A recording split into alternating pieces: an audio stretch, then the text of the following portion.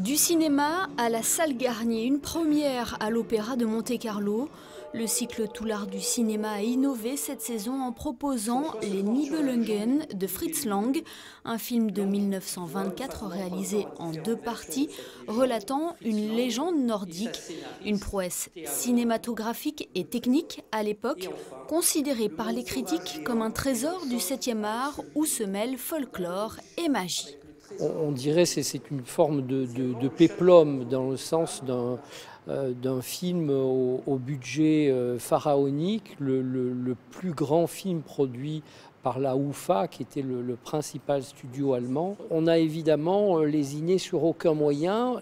Les effets étaient même réalisés en direct, il faut savoir, puisque la trucca n'existait pas encore à l'époque pour le cinéma.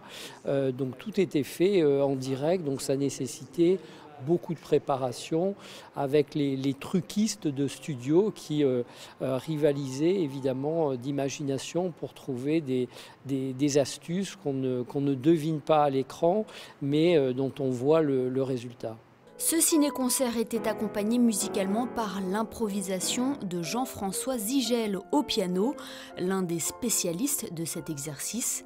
Le musicien a laissé libre cours à son imagination en déployant différents styles, différents rythmes, apportant ainsi de la couleur et de la puissance au film muet de Fritz Lang. Il y a vraiment une très grande différence entre le cinéma muet et le cinéma parlant. C'est que dans le cinéma parlant, la musique, c'est certains moments, parfois juste quelques secondes, 30 secondes, 1 minute, bien sûr, il y a des moments importants, mais il n'y a pas du tout ce bain de musique permanent qui soutient l'image. Et ça, c'est vraiment ce que je trouve tout à fait extraordinaire dans le ciné-concert. C'est autant un concert qu'un film, et c'est cet alliage du flux des images et du flux de la musique.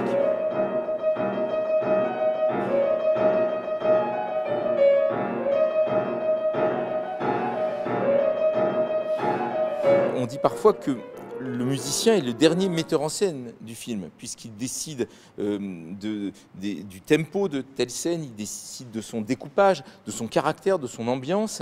Donc il faut faire très attention à essayer à la fois de se laisser aller, parce que c'est le jeu de l'improvisation, mais toujours de soutenir l'image et de faire en sorte que les gens sortent en disant non pas « quel bon pianiste », mais « quel bon film ». La légende nordique des Nibelungen aura inspiré également d'autres artistes comme Wagner.